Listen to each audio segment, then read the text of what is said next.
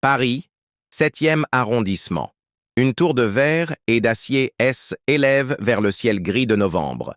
Le soleil se reflétait sur les façades vitrées du quartier financier, tandis qu'Antoine Dumas, impeccable dans son costume sur mesure à 5 000 €, contemplait la ville depuis son bureau au dernier étage. À 42 ans, ses tempes grisonnantes et ses traits marqués ne faisaient qu'ajouter à son aura d'autorité. PDG du groupe Dumas Investments, il avait transformé l'héritage familial en empire. « Monsieur Dumas, les investisseurs sont arrivés ?» Antoine se tourna vers sa secrétaire, Véronique, une femme élégante d'une quarantaine d'années qui le servait fidèlement depuis plus d'une décennie. « Faites-les patienter encore 10 minutes, qu'ils comprennent que mon temps est précieux. » Véronique hocha la tête sans émotion apparente, habituée aux manières de son patron. Antoine retourna à sa contemplation, un léger sourire aux lèvres. Cette journée marquait la finalisation d'une OPA qui doublerait sa fortune personnelle, déjà estimée à plusieurs centaines de millions d'euros. Son téléphone vibra. Était Bernard Levasseur, son avocat. « Tout est prêt, Antoine. Les signatures seront une formalité. »« Parfait. Et pour l'autre affaire, le juge a statué en votre faveur. Les charges ont été abandonnées. Vos contributions à sa campagne ont porté leurs fruits. » Antoine raccrocha, satisfait. Il avait encore une fois prouvé que tout pouvait s'acheter, même la justice. Salle de conférence, 2 heures plus tard. Les applaudissements résonnaient dans la pièce tandis qu'Antoine serrait des mains avec un sourire calculé. L'acquisition venait d'être finalisée et l'action Dumas s'envolait déjà en bourse. Champagne, félicitations et promesses d'avenir glorieux emplissèrent l'espace. À Antoine Dumas, l'homme qui transforme tout ce qu'il touche en or, lança son directeur financier en levant son verre. Antoine sourit, savourant ce moment de triomphe. Il observa les regards admiratifs et envieux qui convergeaient envers lui. Était là son véritable plaisir. Être au sommet, être craint, être envié. Son portable vibra à nouveau. Un numéro inconnu, il décrocha machinalement. « Antoine, c'est Élise. » Son sourire se figea. Élise Moreau, la sœur de Camille. Une voix qu'il n'avait pas entendue depuis presque un an. « Je n'ai pas le temps. Tu dois savoir. C'est au sujet de Camille. » Le nom résonna douloureusement. Une image fugace traversa son esprit. Camille, ses yeux verts emplis de larmes, debout devant lui dans son appartement, le jour où il avait mis fin à leur relation. « Je t'ai dit que je n'avais pas le temps pour... » Elle est à l'hôpital Saint-Antoine. Grave accident de voiture hier soir. Les médecins ne sont pas optimistes. Le monde autour d'Antoine sembla soudain s'effacer. Le brouhaha festif devint un murmure lointain. Il quitta la salle sans un mot, ignorant les regards surpris. Hôpital Saint-Antoine, 45 minutes plus tard. Antoine traversa les couloirs aseptisés avec une sensation d'irréalité. Il avait ordonné à son chauffeur de brûler tous les feux rouges. Élise l'attendait devant une chambre. Son regard accusateur le transperça. Elle est sortie du bloc il y a 1 heure. Fracture du bassin, traumatisme crânien, hémorragie interne. Je peux la voir? Pourquoi maintenant, Antoine? Pourquoi venir après l'avoir détruite? Antoine ne répondit pas. Les mots semblaient dérisoires face à ce qu'il ressentait. Un mélange de culpabilité, de peur et d'une émotion qu'il avait refoulée depuis des mois. L'amour. Elle ne voudrait pas te voir. S'il te plaît, Élise, tu sais qu'elle est enceinte? La phrase le frappa comme une gifle. Enceinte. Ce mot résonna dans sa tête comme un glas. De combien de mois? 8. Antoine dut s'appuyer contre le mur. Les calculs étaient simples. 8 mois plus tôt, Camille était encore avec lui. Cet enfant, pourquoi ne m'a-t-elle rien dit? Élise émit un rire sans joie. Tu plaisantes? Après l'avoir mise à la porte quand elle t'a parlé de ses soupçons de grossesse? Après lui avoir suggéré d'avorter pour ne pas compromettre ta précieuse liberté? Les souvenirs revinrent, cruels et précis. Cette soirée où Camille, tremblante, lui avait confié ses doutes, sa propre réaction, froide et calculatrice. Ces mots blessants sur leur relation qui naine étaient qu'une parenthèse agréable dans sa vie. « Laisse-moi juste la voir, Élise. Juste un instant. » Élise hésita, puis écarta. La chambre était plongée dans la pénombre. Seuls les bips réguliers des moniteurs rompaient le silence.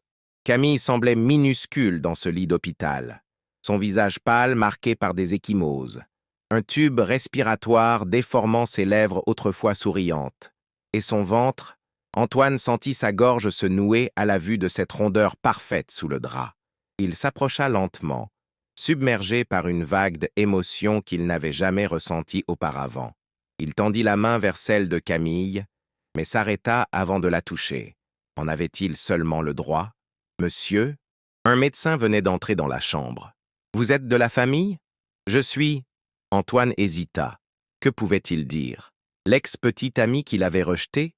Le père de l'enfant qu'elle portait et dont il venait d'apprendre l'existence? « Je suis le père de son enfant. » Le médecin hocha la tête, son expression grave. « Dans ce cas, vous devez savoir que nous allons devoir faire une césarienne d'urgence. » L'état de Madame Moreau se dégrade et l'enfant montre des signes de détresse.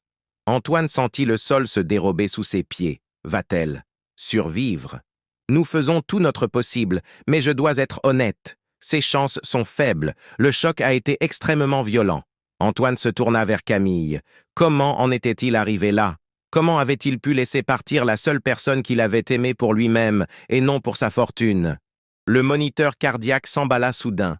Des alarmes retentirent. Le médecin se précipita vers Camille. « Elle fait un arrêt. Équipe d'urgence en chambre 412. » Antoine fut poussé hors de la pièce tandis qu'une équipe médicale envahissait l'espace.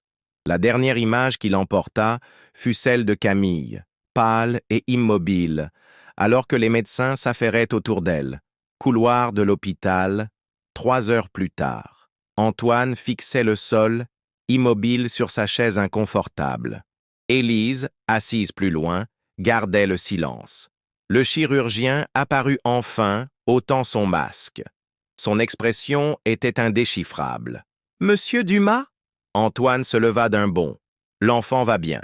Une petite fille, née à 35 semaines, mais ses constantes sont bonnes. Une vague de soulagement submergea Antoine. Une fille. Il avait une fille. Et Camille? Le regard du médecin s'assombrit. « Je suis désolé, nous avons fait tout ce que nous pouvions. L'hémorragie était trop importante. » Antoine sentit le monde s'écrouler autour de lui. Les mots résonnaient sans faire sens. Camille, morte. À cause de sa lâcheté, de son égoïsme? Non, ce n'est pas possible. Je suis sincèrement navré. Souhaitez-vous voir votre fille?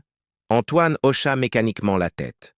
Le médecin le guida vers la nurserie. Derrière une vitre, une minuscule créature reposait dans une couveuse, reliée à plusieurs appareils. Elle est prématurée, mais elle est forte. Elle pourra quitter l'hôpital dans quelques semaines. Antoine posa sa main contre la vitre, incapable de détacher son regard de ce petit être. Sa fille, l'enfant de Camille, tout ce qui lui restait d'elle. Comment s'appelle-t-elle? Madame Moreau avait préparé des directives. Elle souhaitait l'appeler Sophie. Sophie. Un prénom que Camille avait mentionné un soir, blotti contre lui. Si j'ai une fille un jour, je l'appellerai Sophie.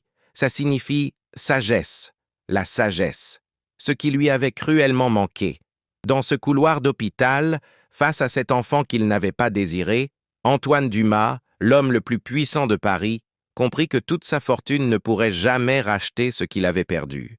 6 mois plus tard, appartement d'Antoine, avenue Montaigne.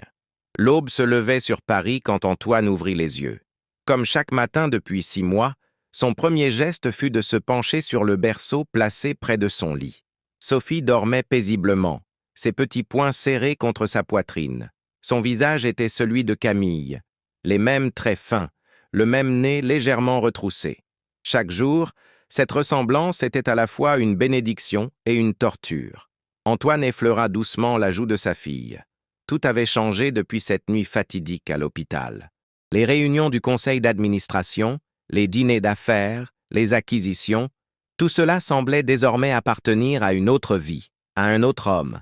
Une semaine après la naissance de Sophie, il avait délégué la direction quotidienne de son empire à son conseil d'administration, provoquant une onde de choc dans le monde des affaires parisien. Les rumeurs allaient bon train. Burn-out, dépression, stratégie obscure. La vérité était à la fois plus simple et plus complexe. Il avait besoin de temps pour comprendre, pour apprendre, pour expier. « Monsieur, Mademoiselle Sophie est réveillée. Anaïs, la nurse, venait d'entrer discrètement. Antoine hocha la tête, reconnaissant. Je m'en occupe, merci.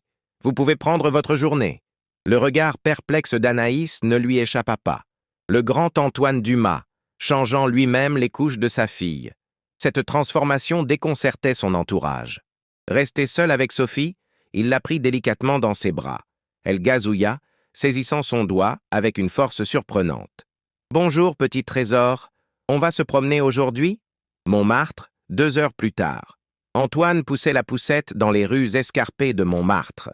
Cette promenade quotidienne était devenue son rituel. C était ici, dans ce quartier bohème, que Camille avait vécu avant de le rencontrer. C était ici qu'elle était revenue après leur séparation. Il s'arrêta devant un petit immeuble aux façades écaillées. L'appartement de Camille se trouvait au 3e étage. Il l'avait visité après les funérailles, cherchant à comprendre ce qu'avait été sa vie ces derniers mois. Ce qu'il y avait découvert l'avait bouleversé. Un studio modeste mais chaleureux, des carnets remplis de poèmes et de dessins, des factures impayées, et un album photo où elle avait documenté sa grossesse, semaine après semaine. Sur chaque cliché, elle souriait malgré la solitude, malgré les difficultés. Antoine avait pleuré pour la première fois depuis son enfance en découvrant ces images. Comment avait-il pu être si aveugle? Antoine Dumas, il se retourna. Devant lui se tenait Gérard Lefebvre, un ancien camarade de l'école polytechnique, aujourd'hui à la tête d'une banque d'investissement. Gérard, quelle surprise. C'est plutôt moi qui devrais dire ça. Antoine Dumas à Montmartre, poussant un landau. Son rire sonnait faux.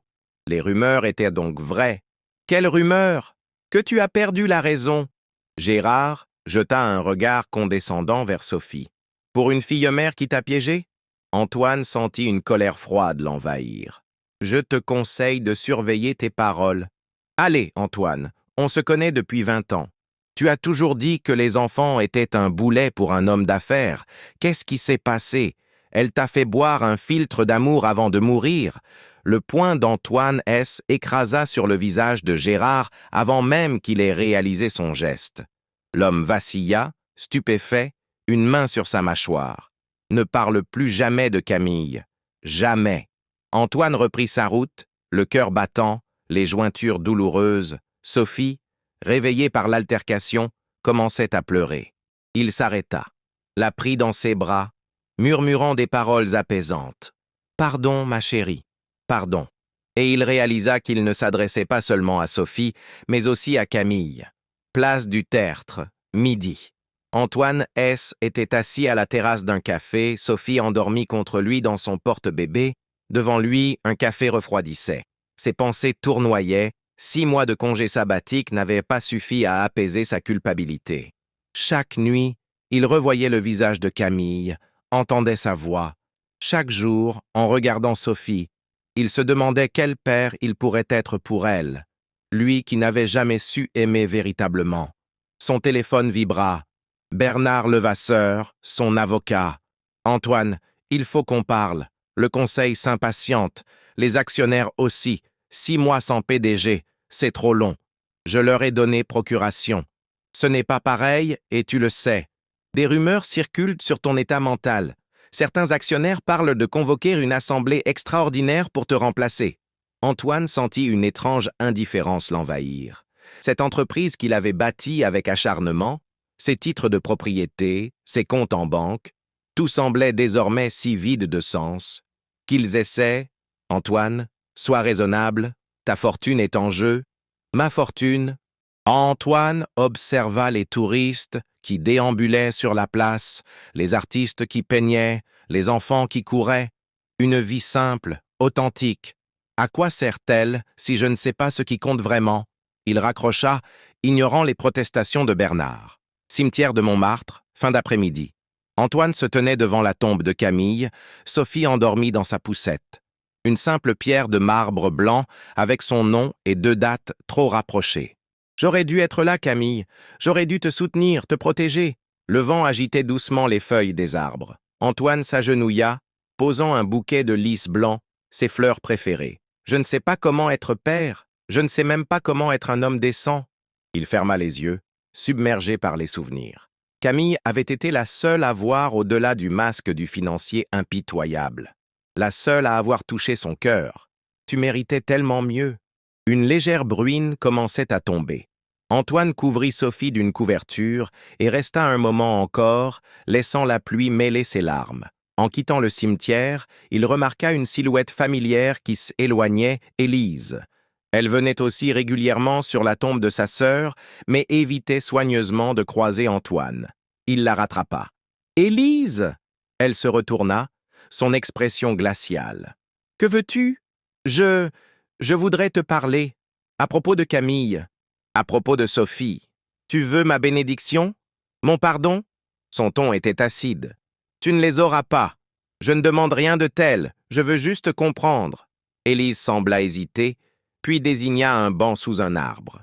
Ils s'assirent de côte à côte, la poussette entre eux. « Que veux-tu savoir ? Comment était sa vie, après moi ?» Le regard d'Élise se perdit dans le vague. « Difficile.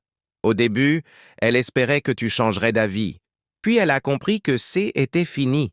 Elle a dû quitter son emploi de professeur quand sa grossesse est devenue trop visible. Elle, école privée où elle enseignait, ne voulait pas d'une femme enceinte et célibataire. » Antoine sentit son cœur se serrer. Camille adorait enseigner la littérature. De quoi vivait-elle ? De petits boulots. Elle était fière, tu sais. Elle a refusé mon aide. La plupart du temps. Un silence s'installa, ponctué par la respiration légère de Sophie. Le jour de l'accident, que s'est-il passé ? Élise ferma les yeux un instant.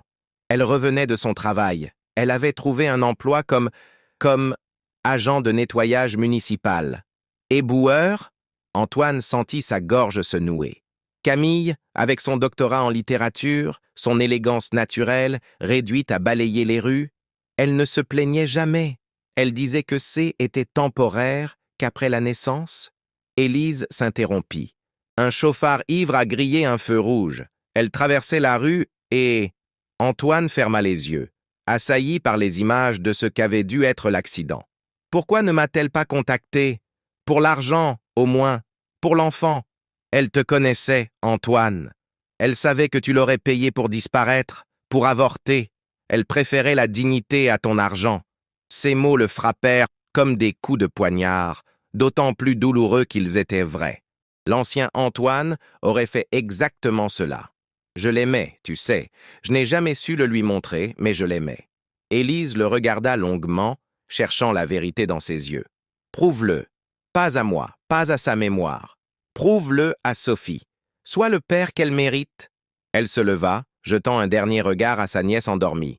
Si tu l'abandonnes, si tu la confies à des nounous pendant que tu retournes à tes affaires, je te jure que je me battrai pour obtenir sa garde. Sur ces mots, elle s'éloigna, laissant Antoine seul avec sa fille et ses pensées. Appartement d'Antoine, minuit. Antoine se tenait devant la baie vitrée de son penthouse, contemplant Paris illuminé. Sophie dormait paisiblement dans sa chambre, surveillée par le babyphone.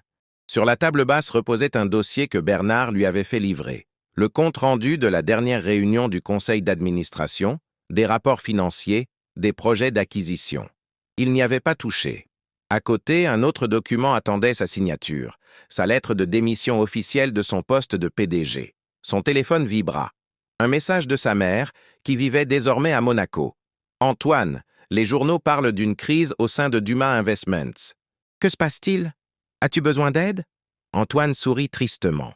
Sa mère, toujours soucieuse des apparences.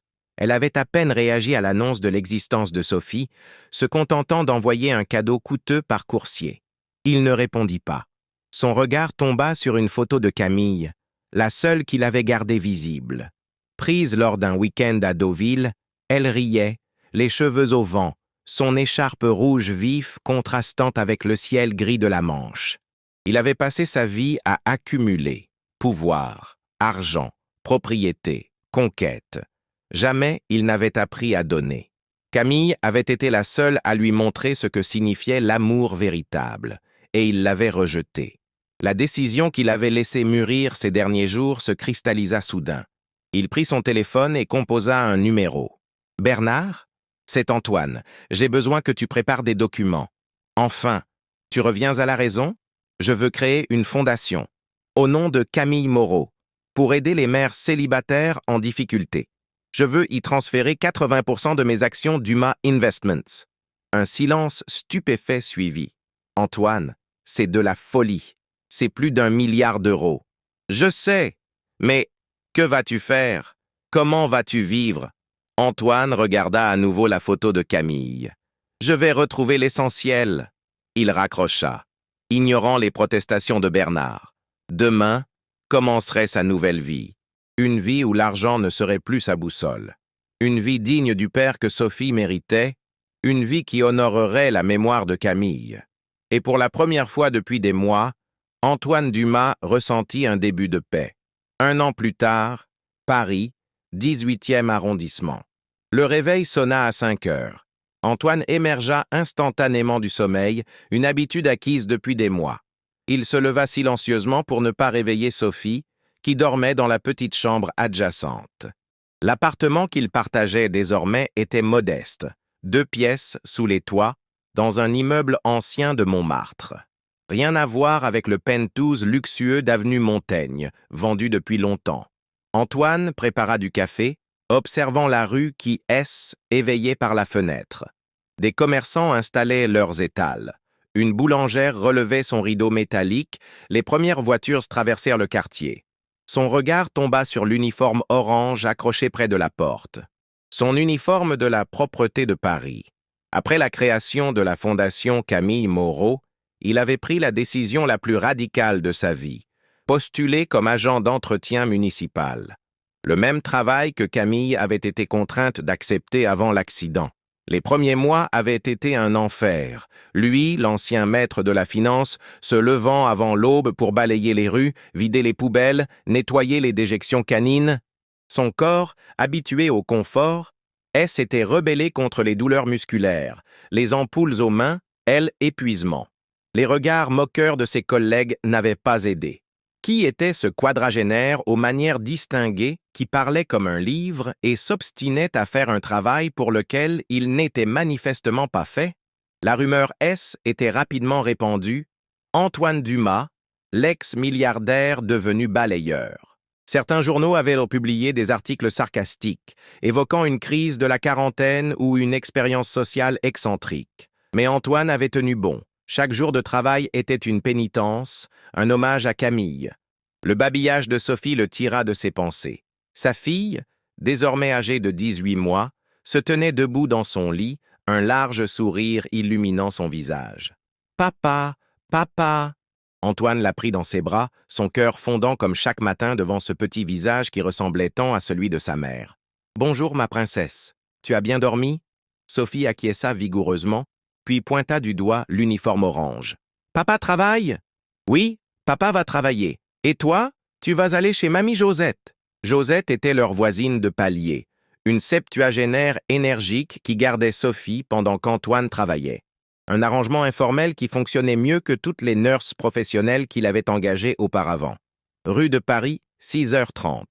Antoine poussait son chariot de nettoyage le long du boulevard de Clichy.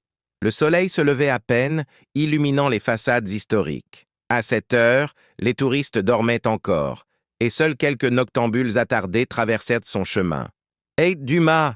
Karim, son collègue, le salua d'un signe de main. À 25 ans, ce jeune homme des quartiers nord était devenu, contre toute attente, un véritable ami. Prêt pour la journée? Antoine sourit. Comme toujours, ils commencèrent leur rituel quotidien, nettoyant méthodiquement leur secteur. Au fil des mois, Antoine avait gagné le respect de ses collègues par son travail acharné et son absence de plainte. « T'as vu les nouvelles ?»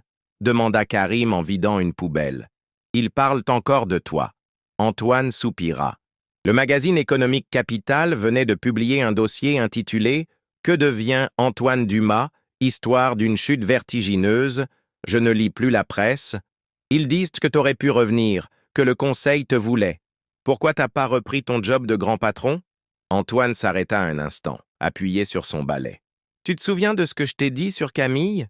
Karim hocha la tête. Antoine lui avait raconté son histoire, un soir où ils avaient partagé une bière après le travail. Elle a dû faire ce travail par nécessité. Je le fais par choix, pour comprendre ce qu'elle a vécu, pour être digne de élever notre fille. Karim considéra sa réponse en silence. T'es un type bizarre, Dumas, mais je respecte ça. Ils poursuivirent leur travail, discutant de football, de la politique municipale, des difficultés de Karim avec sa petite amie. Vers midi, alors qu'ils prenaient leur pause déjeuner sur un banc, Antoine remarqua un homme en costume qui les observait depuis un moment. Avec un soupir, il reconnut Richard Mercier, ancien vice-président de Dumas Investments. « Je reviens », dit-il à Karim, avant de s'approcher de Richard. « Bonjour, Richard. Que me vaut ce plaisir ?» Richard semblait mal à l'aise, tirant nerveusement sur sa cravate de soie. « Antoine, je dois te parler. En privé. » Antoine désigna le banc qu'il venait de quitter. « Karim est un ami. Tu peux parler devant lui. » Richard hésita, puis capitula. Le conseil d'administration se réunit demain. Une décision importante va être prise concernant l'avenir du groupe. En quoi cela me concerne-t-il? J'ai démissionné. Tu possèdes encore 20% des actions. Et la fondation que tu as créée en détient 80%. La fondation est indépendante. Le conseil que j'ai nommé prend ses propres décisions. Richard jeta un regard nerveux autour de lui, comme s'il craignait d'être entendu. Un consortium chinois a fait une offre de rachat, une offre très généreuse. Le conseil de la fondation est divisé. Ta voix pourrait faire pencher la balance. Antoine considéra cette information en silence. La vente du groupe qu'il avait bâti avec tant d'acharnement. L'idée aurait été impensable 2 ans plus tôt. Pourquoi viendrais-tu me consulter? Je ne suis plus qu'un actionnaire minoritaire. Parce que... Richard baissa la voix. Parce que beaucoup d'entre nous te respectent encore, Antoine. Ce que tu as fait, abandonner tout ce pouvoir, cette richesse, c'est incompréhensible, mais ça force le respect. Antoine sourit légèrement. Je passerai à la fondation ce soir, mais je ne ferai pas pression sur le conseil. Richard hocha la tête, visiblement déçu mais résigné. Une dernière chose, Antoine. Il hésita. Ta place est toujours disponible. Le conseil unanime te reprendrait demain si tu le souhaitais. Antoine regarda son uniforme orange, puis les rues qu'il venait de nettoyer. Je suis là où je dois être, Richard. Le cadre acquiesça. Une expression indéchiffrable sur le visage, puis S éloigna rapidement. Karim, qui avait observé la scène, lança à Antoine « Il t'a proposé de redevenir riche, hein? Quelque chose comme ça. Et tu as refusé. » Ce n'était pas une question, mais une constatation. Antoine haussa les épaules. L'argent ne remplace pas ce qui compte vraiment. Karim secoua la tête, mi-amusé, mi-admiratif. T'es vraiment un cas, Dumas. Fondation Camille Moreau, 18 heures. Le siège de la fondation occupait un hôtel particulier dans le Marais. Antoine, encore vêtu de son uniforme de travail, traversa le hall sous les regards curieux des employés. Élise l'attendait dans la salle de réunion. Après des mois de méfiance, elle avait finalement accepté de diriger la fondation, mettant son expérience d'assistante sociale au service des mères en difficulté. Leur relation avait évolué vers un respect mutuel prudent. Pour l'amour de Sophie, pour honorer la mémoire de Camille, ils avaient appris à collaborer. « Tu as entendu parler de l'offre de rachat ?» demanda-t-elle sans préambule. « Richard est venu me voir et rien, ce n'est pas ma décision. » Éliselle étudia attentivement. « Tu as changé, Antoine, vraiment changé. » Il sourit faiblement. « J'essaie. Chaque jour. » Elle l'invita à s'asseoir et lui tendit un dossier. « Voici nos derniers résultats. En 1 an, nous avons aidé plus de 500 femmes à trouver un logement, un emploi, une formation. Nous avons ouvert 3 crèches gratuites. » Antoine parcourut les documents, une fierté nouvelle l'envahissant. Cet argent qu'il avait autrefois accumulé par vanité servait désormais à changer des vies. Camille serait fière, murmura-t-il. Élise hocha la tête, ses yeux brillants de larmes contenues. Si seulement elle pouvait voir tout ça. Un silence chargé d'émotions s'installa entre eux. « Comment va Sophie ?» demanda finalement Élise. Le visage d'Antoine s'illumina. « Elle grandit si vite. Elle commence à former des phrases complètes. Elle adore les livres, comme sa mère. Tu lui parles de Camille?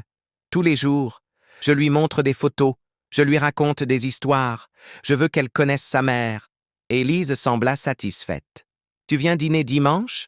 Maman serait heureuse de voir Sophie. Ces invitations régulières chez la famille de Camille étaient devenues importantes pour Antoine. Elles permettaient à Sophie de connaître sa famille maternelle et à lui de se sentir connecté à Camille. Avec plaisir. En quittant la fondation, Antoine prit un détour par le mémorial qu'il avait fait installer dans le jardin, une simple statue représentant une mère et son enfant, avec une plaque portant le nom de Camille et une citation qu'elle aimait de Saint-Exupéry.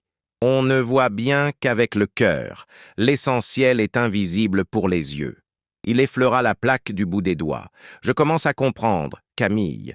Je commence enfin à voir l'essentiel. Appartement d'Antoine, 20 heures. La soirée suivait son rituel habituel. Le bain de Sophie, accompagné de beaucoup de éclaboussures et de rires. Le dîner, simple mais préparé avec soin, puis la lecture d'une histoire avant le coucher. Ce soir, Sophie avait choisi Le Petit Prince, l'un des livres préférés de Camille. « Encore page? Papa? Encore ?» supplia-t-elle, quand Antoine ferma le livre. « Demain, ma chérie. Il est l'heure de dormir maintenant. » Dale l'embrassa sur le front, respirant son odeur de shampoing à la pomme, le cœur débordant d'amour. « Papa t'aime très fort, Sophie.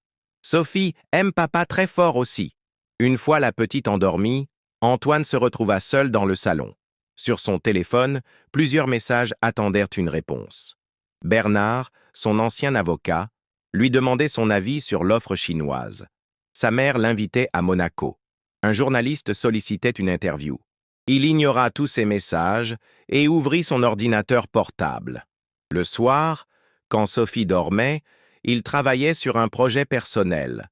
Un livre qui racontait son histoire, celle de Camille, leur amour et sa transformation. Un témoignage qu'il destinait à Sophie pour qu'elle comprenne un jour. Il relut le dernier chapitre qu'il avait écrit, décrivant ses premiers mois comme agent de nettoyage. L'humiliation, la douleur physique, mais aussi la libération progressive qu'il avait ressentie en se débarrassant du poids de son ancienne vie. Ces mots qui coulaient sous ses doigts étaient sa thérapie, sa confession, son héritage. Vers minuit, épuisé mais serein, il se prépara à dormir. Avant de se coucher, il prit comme chaque soir la photo de Camille posée sur sa table de chevet. « Bonne nuit, mon amour, veille sur notre fille. » Jardin du Luxembourg, un dimanche après-midi. Le printemps embaumait l'air parisien. Antoine poussait Sophie sur une balançoire, savourant ses éclats de rire. À 20 mois, elle était devenue une petite fille pleine de vie et de curiosité. « Plus haut, papa, plus haut !» Il obéit, la poussant doucement mais fermement. Non loin d'eux, une femme les observait discrètement. Antoine avait remarqué sa présence depuis quelques minutes, mais avait choisi de l'ignorer. Finalement, la femme s'approcha. Antoine? Il la reconnut immédiatement. Diane Lefebvre, son ex-fiancée, celle qu'il avait quittée pour Camille 5 ans plus tôt. Élégante dans son tailleur beige, elle semblait n'avoir pas changé. « Diane, quelle surprise!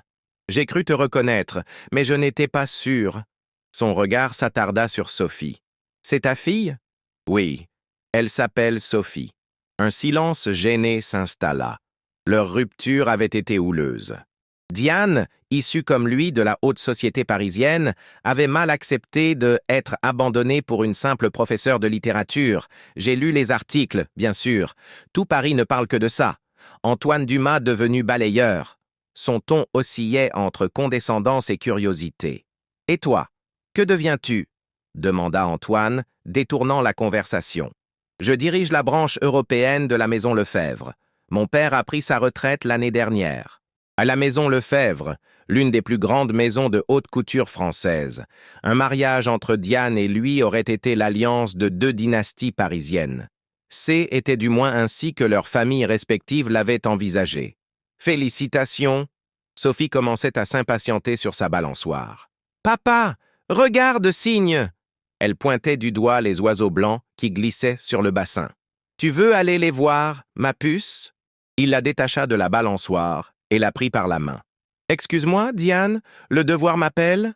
Elle acquiesça, visiblement troublée par ce tableau d'Antoine en père attentionné. « Tu étais promis à un si bel avenir, Antoine. Nous l'étions tous les deux. » Il la regarda, réalisant à quel point il se sentait éloigné de cette vie passée. Je n'ai jamais été plus heureux qu'aujourd'hui, Diane. Elle secoua la tête, perplexe. Tu as toujours été un mystère. Au revoir, Antoine. Il la regarda s'éloigner, cette femme qui, dans une autre vie, aurait pu être son épouse. Une vie où Sophie n'existerait pas. Une vie où il n'aurait jamais connu Camille. Papa, signe, insista Sophie, tirant sur sa main. Ils passèrent l'après-midi à explorer le jardin, nourrissant les oiseaux, admirant les statues, savourant une glace sur un banc. Ces moments simples étaient désormais son luxe le plus précieux. Commissariat du 18e arrondissement, le lendemain. Antoine était assis dans une salle d'attente austère. Il avait été convoqué pendant sa pause déjeuner, sans explication. Un officier de police vint finalement le chercher. « Monsieur Dumas, je suis le lieutenant Martinez. Merci d'être venu. » Il le conduisit dans un bureau où attendait une femme d'une 50aine d'années, vêtue avec élégance. Voici Maître Roussel, qui représente Madame Lefebvre. Antoine sentit son cœur s'accélérer. Pourquoi un avocat? Pourquoi Diane? De quoi s'agit-il? Le lieutenant lui indiqua un siège. Une plainte a été déposée contre vous pour harcèlement. Harcèlement? Antoine était abasourdi. C'est absurde. L'avocate prit la parole. Madame Lefebvre affirme que vous l'avez suivie hier au jardin du Luxembourg, cherchant délibérément à la confronter. Elle dit que ce n'est pas la première fois. Antoine n'en croyait pas ses oreilles. C'est elle qui m'a abordé. J'y étais avec ma fille, sur une aire de jeu public. Le lieutenant consulta un dossier. Madame Lefebvre affirme que vous avez régulièrement cherché à la contacter depuis votre séparation, il y a 5 ans, que cette rencontre n'était pas fortuite. C'est complètement faux. Je ne l'avais pas revue depuis notre rupture. L'avocate sourit froidement. Madame Lefebvre suggère que votre changement de vie radical pourrait indiquer un déséquilibre mental. Elle craint pour sa sécurité. Antoine comprit soudain. Ce N n'était pas une coïncidence. Diane cherchait à le discréditer, peut-être pour influencer la décision concernant la vente du groupe Dumas. Lieutenant, j'y étais avec ma fille de 20 mois. N'importe qui au parc pourra vous confirmer que c'est Madame Lefebvre qui s'est approchée de nous, pas l'inverse. Le policier l'observa attentivement. Pour l'instant, nous prenons simplement votre déposition. Mais je dois vous avertir que Madame Lefebvre a demandé une ordonnance restrictive. Une ordonnance? Antoine secouait la tête, incrédule. L'interrogatoire se poursuivit pendant 1 heure. Antoine répondit calmement, décrivant la rencontre fortuite, niant toute forme de harcèlement. En quittant le commissariat, il appela immédiatement Bernard Levasseur. « J'ai besoin de ton aide, Bernard. Non pas comme avocat d'affaires, mais comme ami. » Bureau de la Fondation Camille Moreau, le soir même. Bernard, Élise et Antoine étaient réunis dans la salle de conférence. Bernard venait de leur exposer la situation juridique. « Cette plainte est ridicule et ne tiendra pas, mais le timing est suspect. » Élise fronça les sourcils. « Tu penses que c'est lié à l'offre de rachat? Ça ne peut pas être une coïncidence, » confirma Bernard. La famille Lefebvre est étroitement liée au groupe Mercier, qui s'oppose fermement à l'offre chinoise. Antoine se massa les tempes. « Je ne veux pas que Sophie soit mêlée à tout ça. Elle ne le sera pas, » assura Bernard. « Mais tu dois comprendre que ta transformation a fait des vagues, Antoine. Certains l'admirent, d'autres la craignent. Tu représentes une forme de rédemption qui dérange ceux qui vivent de comme tu vivais avant. » Antoine réfléchit à ces paroles. Avait-il été naïf de penser qu'il pourrait simplement disparaître de ce monde d'intrigues et de pouvoir? Que me conseilles-tu? Être prudent. Et peut-être de reprendre temporairement un rôle plus actif au conseil de la Fondation. Juste le temps que cette tempête passe. Élise acquiesça. Il a raison, Antoine. Tu ne peux pas te permettre de rester complètement en retrait. Pas maintenant. Antoine sentit le poids de son ancien monde revenir sur ses épaules. Ce monde qu'il avait fui, avec ses jeux de pouvoir, ses manipulations, ses trahisons. D'accord, mais je continue mon travail d'agent municipal, c'est non négociable. Bernard et Élise échangèrent un regard, mais ne protestèrent pas. En rentrant chez lui ce soir-là, Antoine réalisa que son parcours de rédemption ne serait pas aussi simple qu'il l'avait espéré. Le passé ne vous lâche jamais complètement. Siège de Dumas Investments, 3 jours plus tard. Pour la première fois depuis plus d'1 an, Antoine franchit les portes du gratte-ciel qui abritait son ancien empire. Il avait pris soin de revêtir un costume sobre, mais il se sentait comme un imposteur dans cet environnement qu'il avait autrefois dominé. « Monsieur Dumas ?» La réceptionniste le reconnut immédiatement, stupéfaite. « Nous ne vous attendions pas. J'ai rendez-vous avec le conseil d'administration. » Guidé jusqu'à la salle de réunion au dernier étage, Antoine sentit les regards curieux, entendit les murmures sur son passage. La légende d'Antoine Dumas revenue d'entre les morts. Dans la salle, 12 personnes l'attendaient, le conseil d'administration de Dumas Investments et les représentants de la fondation. Richard se leva pour l'accueillir. « Antoine, merci d'être venu. » Les présentations furent brèves. Antoine n'en connaissait que la moitié, de nouveaux visages ayant remplacé ceux qui étaient repartis après son départ. « Nous sommes réunis aujourd'hui pour discuter de l'offre du groupe Han Yuan, » commença Richard. « Une offre qui valorise notre groupe à 14 milliards d'euros. » Antoine écouta attentivement les arguments des uns et des autres. Le consortium chinois offrait des garanties de maintien de l'emploi, d'investissement en France, tout en proposant un prix bien supérieur à la valeur boursière actuelle. Les opposants, menés par Jacques Mercier, évoquaient les risques pour la souveraineté économique française, la perte d'une institution nationale, les incertitudes géopolitiques. Après 2 heures de débat, Richard se tourna vers Antoine. « Nous aimerions connaître ton avis, Antoine. Même si tu n'as plus de position exécutive, ton opinion compte pour beaucoup d'entre nous. » Antoine se leva lentement. Tous les regards étaient fixés sur lui. Dans cette pièce où il avait autrefois régné en maître absolu, il se sentait étrangement détaché.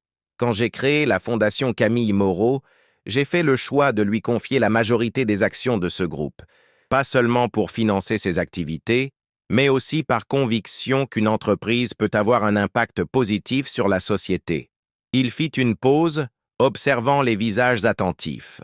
Je n'imposerai pas ma volonté au conseil de la fondation. Mais je crois que la vraie question n'est pas de savoir si nous devons vendre à des Chinois, des Américains ou rester français. La vraie question est, quel futur voulons-nous pour cette entreprise? Il se tourna vers les représentants de la fondation.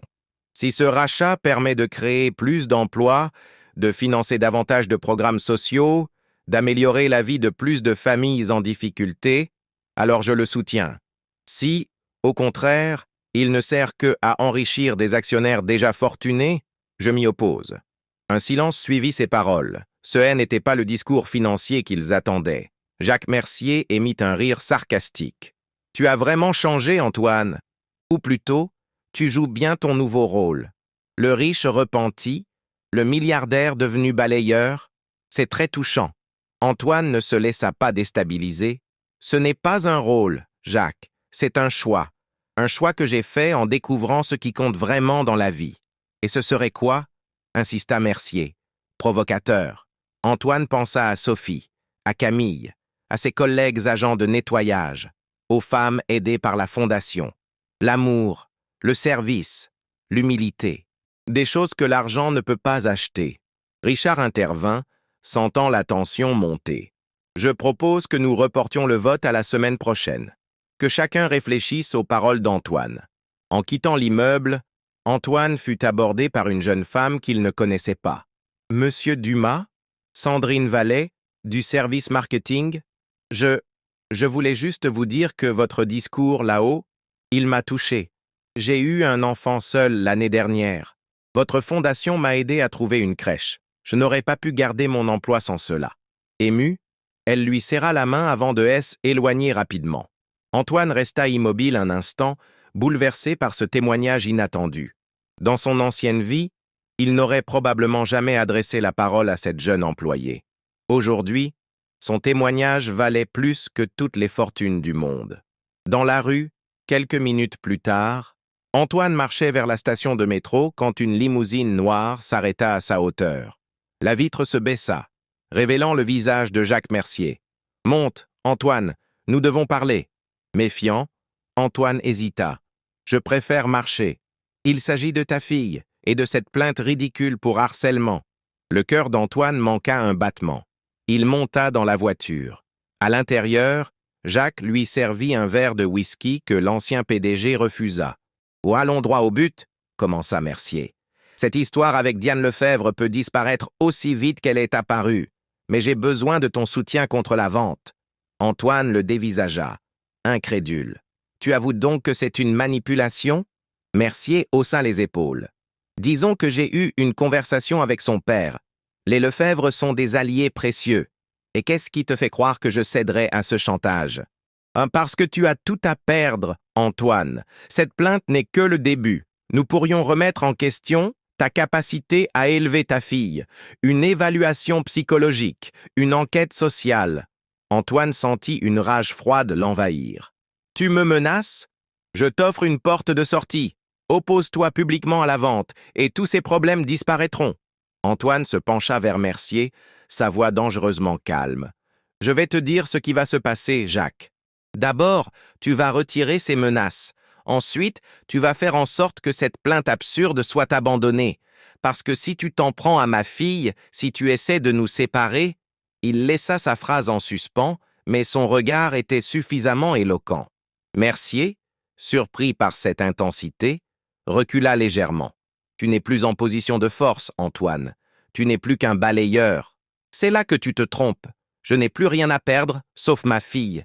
Et pour elle, je suis prêt à tout, même à redevenir l'homme impitoyable que j'y étais. » Il ouvrit la portière de la limousine. « Réfléchis bien, Jacques. Tu joues avec le feu. » Sur le trottoir, il regarda la voiture S éloignée, le cœur battant. Il avait bluffé, bien sûr. Jamais il ne redeviendrait l'homme qu'il était. Mais Mercier ne le savait pas. Il reprit sa route vers la station de métro, préoccupé. Ses menaces haines n'étaient peut-être pas vaines. Et si on tentait de lui retirer la garde de Sophie? Cette pensée lui était insupportable. Son téléphone vibra. Un message d'Élise. Urgence. Appelle-moi. Appartement d'Antoine, 23 heures. Antoine berçait doucement Sophie, qui s'était réveillée en pleurant. Un cauchemar, sans doute. Elle s'était rendormie contre lui, mais il n'avait pas le cœur à la recoucher tout de suite.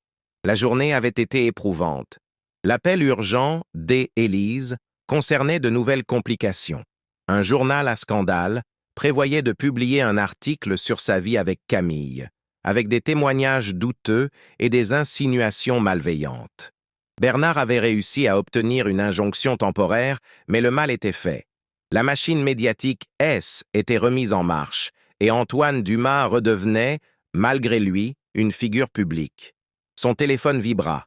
Un message de Karim. « T'as vu les infos? Il parle de toi. Courage, mon frère. » Puis un autre de Josette, sa voisine. « Les journalistes rôdent dans l'immeuble. Ne rentrez pas demain sans m'appeler d'abord. » Antoine soupira. Comment protéger Sophie de tout ce cirque? Son téléphone sonna. Bernard. « Antoine, j'ai de nouvelles informations. Je t'écoute. J'ai fait quelques recherches sur l'accident de Camille. Quelque chose me tracassait dans le rapport de police. » Antoine se raidit. Il n'aimait pas repenser à cette nuit tragique. Le chauffeur qui l'a percuté, il travaillait pour une société de VTC appartenant à une filiale de Mercier Holdings. Une coïncidence, murmura Antoine, refusant d'envisager l'alternative. Peut-être, mais j'ai découvert autre chose. Camille t'avait écrit une lettre, quelques jours avant l'accident. Une lettre qui ne t'est jamais parvenue. Comment le sais-tu? Sa sœur me l'a confirmé. Élise vient de me l'avouer. Elle l'a interceptée. Antoine sentit sa gorge se nouer. Pourquoi ferait-elle ça? Par colère, par vengeance. Elle te haïssait, Antoine. Elle pensait te protéger, toi et sa sœur. Où est cette lettre maintenant? Un silence. Puis, Élise va te la remettre demain. Elle dit qu'il est temps que tu saches tout. Antoine raccrocha, l'esprit en ébullition. Une lettre de Camille. Qu'avait-elle voulu lui dire? Il regarda Sophie, endormie contre lui, si paisible, si innocente. Quel secret entourait encore sa naissance? Fondation Camille Moreau, le lendemain. Antoine avait posé un jour de congé. Ce matin-là, il entra dans le bureau d'Élise, Sophie dans les bras. La petite jouait avec un livre, inconsciente de la tension qui régnait. Élise semblait avoir vieilli de 10 ans. Ses yeux rougis témoignaient d'une nuit sans sommeil. Bonjour, Antoine. Elle tendit les bras vers Sophie qui lui sourit. Tu veux aller jouer dans la salle à côté, ma puce? Il y a plein de jouets. Sophie accepta joyeusement. Une assistante l'emmena dans la pièce adjacente, visible à travers une grande baie vitrée. Une fois seule, Élise sortit une enveloppe de son bureau. « Je te dois des explications et des excuses. » Elle lui tendit l'enveloppe, ses mains tremblantes. « Camille t'a écrit cette lettre une semaine avant l'accident. Je l'ai interceptée. » Antoine prit l'enveloppe avec révérence. Son nom y était inscrit de l'écriture fine et élégante de Camille. « Pourquoi, Élise ?» Elle essuya une larme. « Parce que je te détestais. Tu l'avais détruite, Antoine. Quand elle est venue vivre chez moi après votre rupture, elle n'était plus que l'ombre d'elle-même. Elle t'aimait tellement. » Antoine baissa les yeux, la culpabilité familière l'envahissant à nouveau. Puis elle a découvert qu'elle était enceinte. Et malgré tout, elle voulait te donner une chance de faire partie de sa vie, de la vie du bébé. Cette lettre, elle voulait te revoir, te parler face à face. Elle pensait que la nouvelle de ta paternité changerait tout. Antoine fixa l'enveloppe, imaginant Camille en train de l'écrire, pleine d'espoir et d'appréhension. « Et tu l'en as empêché? » « Oui. » La voix d'Élise se brisa. « J'ai intercepté la lettre. Je l'ai convaincue que était mieux ainsi, que tu ne changerais jamais. » Antoine ouvrit lentement l'enveloppe, le cœur battant. 2 feuillets couverts de l'écriture de Camille en émergèrent. « Mon cher Antoine, j'ai longtemps hésité avant de t'écrire. Peut-être ces mots ne signifieront-ils rien pour toi. Peut-être as-tu déjà tourné la page de notre histoire. Mais je dois prendre ce risque, car ce que j'ai à te dire concerne non seulement nos vies, mais aussi celle d'un être innocent. Je porte ton enfant, Antoine, un bébé qui grandira dans mon ventre pendant encore plusieurs mois et qui naîtra au printemps prochain. Notre enfant. Je ne t'écris pas pour te demander de l'argent, ni pour te forcer à revenir vers moi par devoir. Je t'écris parce que je crois, malgré tout ce qui s'est passé entre nous, que tu as le droit de savoir, et que peut-être, au fond de toi, derrière les murailles que tu as bâties autour de ton cœur, se cache encore l'homme que j'ai aimé, que j'aime toujours, malgré moi. Je serai au Café des Artistes, à Montmartre, vendredi prochain à 18h. Si tu viens, nous pourrons parler de l'avenir, du nôtre et de celui de cet enfant qui n'a rien demandé. Si tu ne viens pas, je comprendrai. Je saurai élever cet enfant seul et je lui parlerai de toi avec respect, je te le promets. Quoi que tu décides, sache que tu m'as appris ce que était l'amour véritable. Pour cela, je te serai éternellement reconnaissante. Avec tout mon amour, Camille. » Antoine resta longtemps immobile, les mots de Camille résonnant en lui comme autant de coups de poignard. Elle avait voulu le revoir. Elle lui avait tendu la main. Et il n'en avait jamais rien su. « L'accident, murmura-t-il. Était quel jour? Le vendredi, répondit doucement Élise. Elle se rendait au Café des Artistes. Antoine ferma les yeux, assailli par la douleur. Elle y allait quand même sans réponse de sa part, même sans certitude qu'il viendrait. Elle avait gardé espoir jusqu'à la fin. « Tu comprends maintenant pourquoi je me sens si coupable ?» La voix d'Élise tremblait. « Si je lui avais permis de t'envoyer cette lettre, peut-être ne serait-elle jamais sortie ce soir-là. Peut-être serait-elle encore en vie. » Antoine rangea précieusement la lettre dans sa poche. Ces mots de Camille étaient désormais son trésor le plus précieux, la dernière trace de son amour. « Bernard m'a parlé du chauffeur, » dit-il après un moment. « Celui qui travaillait pour une filiale de Mercier. » Élise hocha la tête. « J'ai entendu, mais ça pourrait n'être qu'une coïncidence. Paris est petit, et les grandes fortunes sont toutes liées d'une façon ou d'une autre. »« Ou pas, » répliqua Antoine. « Jacques Mercier n'a jamais caché son ressentiment envers moi. Il convoitait la direction du groupe depuis des années. Tu ne penses quand même pas? Je ne sais pas quoi penser, Élise, mais je vais découvrir la vérité. » Il se leva, résolu. Par la vitre, il observa Sophie qui jouait tranquillement. Sa fille la méritait de connaître toute la vérité sur sa mère, y compris les circonstances de sa mort. « Antoine !» l'interpella Élise alors qu'il s'apprêtait à partir. « J'ai un dernier aveu à te faire. » Il s'arrêta, se demandant quels autres secrets elle pouvait encore détenir. La Fondation a voté hier soir. Nous avons décidé d'accepter l'offre de rachat chinoise. Antoine accusa le coup en silence. Ainsi, Dumas Investment, elle, œuvre de sa vie, allait passer sous contrôle étranger. Pourquoi cette décision? Parce que l'offre contient une clause spéciale. Les Chinois s'engagent à verser 1 milliard supplémentaire directement à la Fondation, sans passer par les dividendes des actions. 1 milliard qui nous permettrait de tripler notre impact. Antoine réfléchit à cette nouvelle information. Une clause que Jacques Mercier ne lui avait pas mentionnée, bien sûr. C'est la bonne décision, dit-il finalement. Camille aurait approuvé. Bureau de Bernard Levasseur, le soir même. « Ah, voilà tout ce que j'ai pu trouver sur l'accident », expliqua Bernard en étalant des documents sur son bureau. Le chauffeur s'appelait Malik Touré. Il a été condamné à 3 ans de prison pour homicide involontaire sous l'emprise de l'alcool.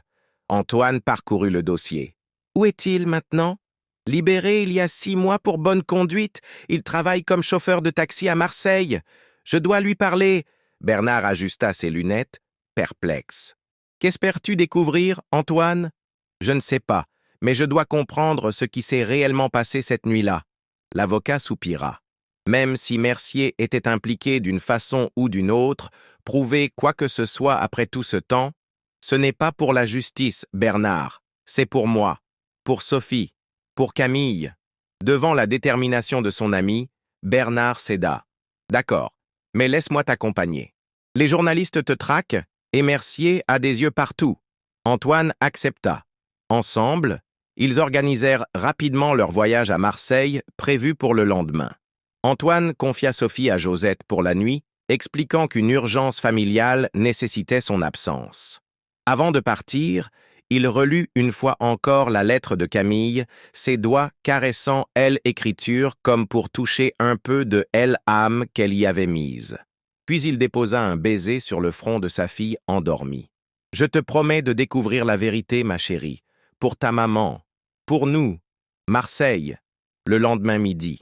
Le soleil méditerranéen écrasait les ruelles du Panier, le vieux quartier de Marseille.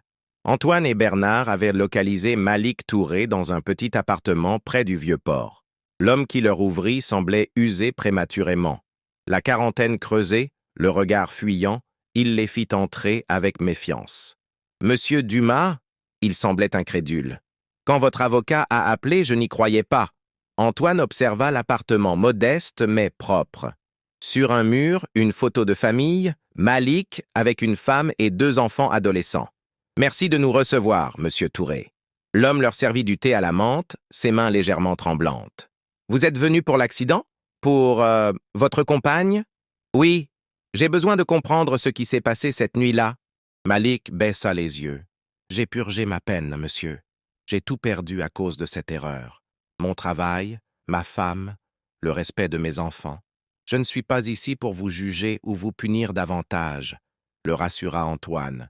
« Je veux juste la vérité. » Malik sembla lutter avec lui-même, puis se leva pour fermer soigneusement la fenêtre et vérifier que la porte était bien close. Ce N n'était pas un accident. Enfin, si, C était un accident, mais pas comme ils l'ont dit. Antoine sentit son cœur s'accélérer. « Que voulez-vous dire? Chehen n'était pas ivre, » affirma Malik, la voix basse mais ferme. « Je n'avais pas bu une goutte d'alcool. J'ai accepté de plaider coupable parce qu'ils ont menacé ma famille. Qui ça? Ils? Je ne sais pas exactement. Des hommes sont venus me voir en prison, avant le procès. Ils m'ont dit que si j'acceptais de porter le chapeau pour conduite en état d'ivresse, ma famille serait protégée, mes enfants auraient des bourses d'études. Si je refusais, ils détruiraient nos vies. » Bernard intervint, son instinct d'avocat en alerte. « Avez-vous des preuves de ce que vous avancez ?» Malik secoua la tête. « Rien de concret, mais ce que je sais, c'est qu'avant l'accident, j'avais reçu une mission étrange. On m'avait demandé de suivre cette femme pendant plusieurs jours, de noter ses habitudes. Camille? Vous la surveillez? » Antoine était sous le choc. « Oui, mon patron m'avait dit que C était pour un client important qui soupçonnait sa femme d'infidélité. Je n'y ai pas vu de mal. Puis, ce soir-là, j'ai reçu un appel. On m'a dit de me positionner à ce carrefour précis et d'attendre. » Il s'interrompit, visiblement bouleversé par ses souvenirs. Quand je l'ai vu traverser, mon téléphone a sonné. La personne m'a simplement dit « Maintenant ?» J'ai cru qu'il fallait que je la suive à nouveau. Mais à ce moment précis, quelqu'un a heurté l'arrière de ma voiture, me projetant en avant. Antoine et Bernard échangèrent un regard stupéfait. « Vous voulez dire que quelqu'un vous a poussé délibérément ?»« Oui, je n'ai pas vu qui c'était. Tout est allé si vite. » Malik se prit la tête entre les mains. « Quand j'ai percuté cette pauvre femme, j'ai vu son corps projeté. » Il s'interrompit, submergé par elle émotion. Quand la police est arrivée, ils ont trouvé des bouteilles d'alcool dans ma voiture, des bouteilles que je n'avais jamais vues. Le test d'alcoolémie était positif, mais je vous jure que je n'avais pas bu. Antoine restait silencieux, assimilant ces révélations bouleversantes. Savez-vous qui vous employait? Qui donnait les ordres? À la société s'appelait Sentinelle Sécurité. C était une filiale d'un plus grand groupe. Mercier Holdings, compléta Bernard. Malik acquiesça. C'est possible. Je n'ai jamais eu affaire qu'à des intermédiaires. Après 1 heure d'entretien supplémentaire, Antoine et Bernard prirent congé, emportant avec eux les coordonnées de Malik et sa promesse de témoigner si nécessaire. Dans le taxi qui les ramenait à la gare, Antoine restait silencieux, le visage fermé. « Que comptes-tu faire de ces informations ?» demanda finalement Bernard. « D'abord, les vérifier, puis… » Antoine serra les poings. « Faire justice. Paris, 3 jours plus tard. La transaction était officielle. Le groupe Dumas Investment passait sous contrôle chinois. Les médias économiques ne parlaient que de cela et de la mystérieuse absence d'Antoine Dumas lors de la signature de l'accord. Dans son petit appartement de Montmartre, Antoine regardait Sophie jouer avec ses cubes. Depuis leur retour de Marseille, il avait redoublé de vigilance, craignant que Mercier ne s'en prenne à eux s'ils découvraient leurs investigations.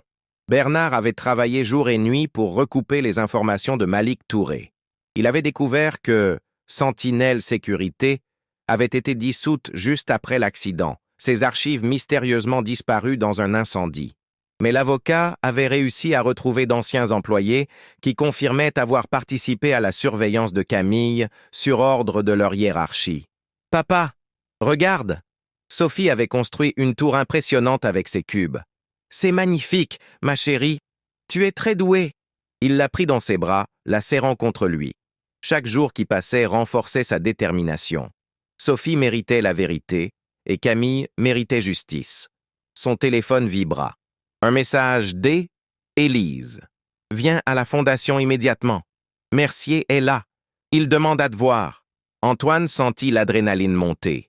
Il appela Josette qui accepta de garder Sophie, puis se rendit à la fondation. Fondation Camille Moreau. 1 heure plus tard. Jacques Mercier attendait dans la salle de conférence, un verre d'eau à la main. Il semblait détendu, presque jovial. « Antoine, enfin, j'allais partir. » Antoine entra, méfiant. Élise et Bernard étaient également présents, leurs visages tendus trahissant leur inquiétude. « Que veux-tu, Jacques ? » « Te féliciter, bien sûr. La vente est conclue. Un succès remarquable. » Son ton était trop mielleux pour être sincère. « Je sais que tu étais contre. » Mercier balaya l'air de la main. « Les affaires sont les affaires. J'ai perdu cette bataille, mais la guerre continue. » Il se leva, s'approchant de la baie vitrée qui donnait sur le jardin où se dressait la statue en hommage à Camille. Belle femme. Du moins, d'après les photos que j'ai vues. Antoine sentit une colère froide l'envahir. Ne parle pas d'elle. Mercier se tourna vers lui, un sourire énigmatique aux lèvres. Tu sais, Antoine, je t'ai toujours admiré. Ta détermination, ton intelligence impitoyable. Tu as bâti un empire que ton père n'aurait jamais pu imaginer. Viens-en au fait. Le fait, Mercier ricana. Le fait est que tu as changé. Tu es devenu sentimental, faible, à cause d'une femme, d'un enfant. Il s'approcha d'Antoine, baissant la voix. C'est ce qui arrive quand on se laisse distraire par des émotions. On commet des erreurs, on devient vulnérable. Bernard intervint, sentant la tension monter. Monsieur Mercier, si vous n'avez rien de concret à dire. Oh, j'ai quelque chose de très concret. Mercier sortit une enveloppe de sa veste. Des photos, Antoine, des photos de ton petit voyage à Marseille, toi et ton avocat, avec un certain Malik Touré, un criminel condamné. Antoine resta impassible, bien que son cœur battait la chamade. Et alors? Alors, je me demande ce qui pourrait pousser le respectable Antoine Dumas à fraterniser avec l'homme qui a tué la mère de sa fille. Mercier fit mine de réfléchir. À moins que... Tu aies découvert quelque chose d'intéressant? Le silence qui suivit était lourd de non-dits.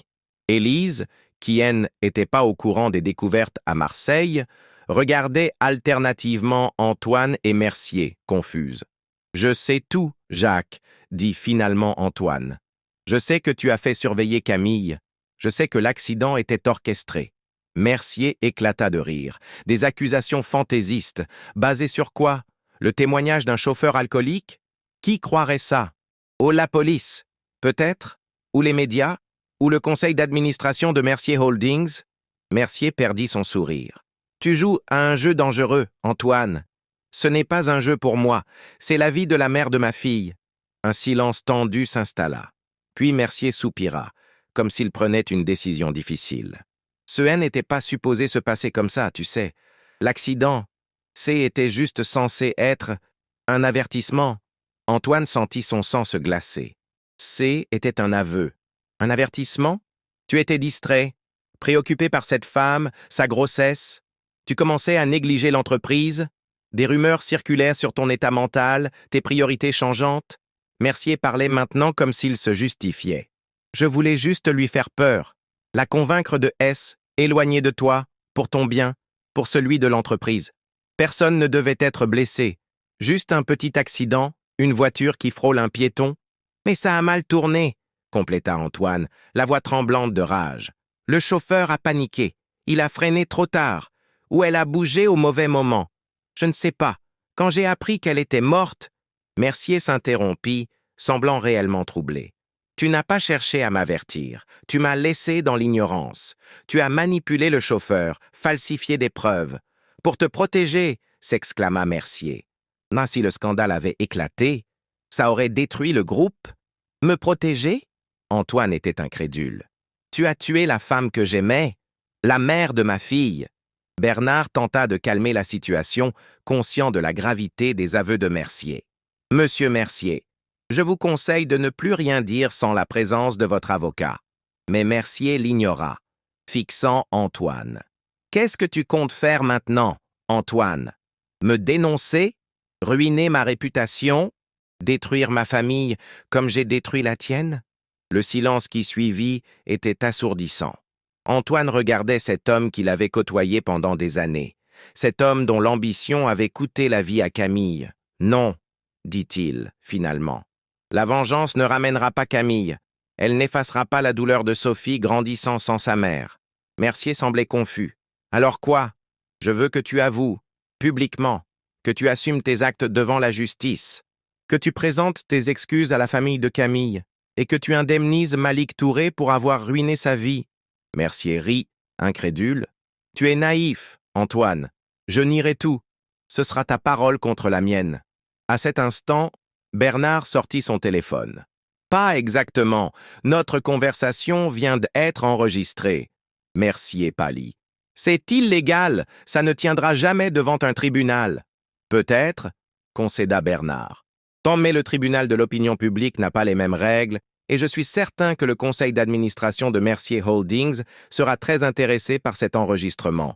Antoine s'approcha de Mercier. Plus calme maintenant, mais déterminé. Tu as le choix, Jacques. Avouer et réparer le mal que tu as fait, ou être exposé et perdre tout ce pourquoi tu as sacrifié ton âme. Mercier le dévisagea, cherchant la faille, l'hésitation. Il n'en trouva aucune. Tu as vraiment changé, Antoine? L'ancien toi m'aurait détruit sans hésitation. L'ancien moi est mort le jour où Camille est morte. Le jour où j'ai tenu ma fille dans mes bras pour la première fois. Élise, qui était restée silencieuse, s'avança enfin. Ma sœur croyait en la rédemption, monsieur Mercier, en la possibilité de changer, de devenir meilleur. Antoine en est la preuve vivante. Mercier regarda tour à tour les trois personnes face à lui, puis s'affaissa légèrement. D'accord, j'avouerai. À ma façon, dans mes termes, mais j'avouerai. Épilogue, 1 an plus tard. Le cimetière de Montmartre était paisible en ce matin d'automne. Antoine et Sophie, désormais âgés de 3 ans, se tenaient devant la tombe de Camille. La petite déposa un bouquet de lys blanc, guidée par les mains douces de son père. « C'est pour maman » demanda-t-elle de sa voix claire. « Oui, ma chérie. Les fleurs qu'elle aimait le plus. » Sophie caressa la pierre tombale avec une tendresse qui serra le cœur d'Antoine. « Elle nous regarde du ciel » ? Je crois que oui. Et je suis sûr qu'elle est très fière de toi. Beaucoup d'eau avait coulé sous les ponts depuis les aveux de Mercier. L'homme d'affaires avait négocié un accord avec la justice, écopant d'une peine avec sursis et d'une amende astronomique. Sa réputation était en lambeaux, mais sa famille avait été épargnée du pire. Malik Touré avait été innocenté et généreusement indemnisé. Il avait utilisé cet argent pour ouvrir son propre commerce à Marseille et reconstruire sa vie. Quant à Antoine, il continuait son travail d'agent municipal, trouvant dans ce labeur quotidien une forme de paix et d'ancrage dans la réalité. La Fondation Camille Moreau prospérait, étendant ses activités à travers la France. Son livre, publié sous pseudonyme, était devenu un best-seller inattendu. Intitulé « Plus que la fortune », il racontait son parcours, sa chute et sa renaissance. Les droits d'auteur étaient intégralement reversés à des associations d'aide aux familles monoparentales. Élise s'approcha d'eux, portant un petit gâteau avec une bougie. « Joyeux anniversaire, Camille » murmura-t-elle en le déposant près des fleurs. Était devenu leur tradition. Célébrer l'anniversaire de Camille au cimetière, puis passer la journée à faire les choses qu'elle aimait, visiter les musées, se promener le long de la Seine, déguster des pâtisseries dans son café préféré. « Vous êtes prêts » demanda Élise. « Les autres nous attendent au parc. » Les autres étaient devenus une sorte de famille élargie. Les parents de Camille, Karim et sa petite amie, Josette, Bernard, et même quelques mères soutenues par la Fondation et leurs enfants, devenus des compagnons de jeu pour Sophie. « On arrive !» répondit Antoine. « Laisse-nous juste une minute. » Resté seul avec Sophie devant la tombe, Antoine sentit sa fille glisser sa petite main dans la sienne. « Papa ? Oui ? Mon cœur ? Je suis contente que tu sois mon papa. » Donc Antoine sentit les larmes lui monter aux yeux. Il s'agenouilla pour être à sa hauteur et la serra contre lui. « Et moi ? Je suis l'homme le plus chanceux du monde de t'avoir comme fille. » Sophie lui fit un bisou sur la joue, puis jeta un dernier regard à la tombe. « Au revoir, maman. On reviendra bientôt. » Main dans la main, père et fille éloignèrent vers la sortie du cimetière, vers la vie qui continuait, imparfaite mais précieuse. Antoine Dumas avait tout perdu, sa fortune, son pouvoir, son statut. Mais il avait gagné l'essentiel, l'amour de sa fille, le respect de lui-même et la paix intérieure que l'argent ne pourrait jamais acheter. Car parfois, perdre une fortune est le seul moyen de découvrir ce qui vaut vraiment plus que toutes les richesses du monde.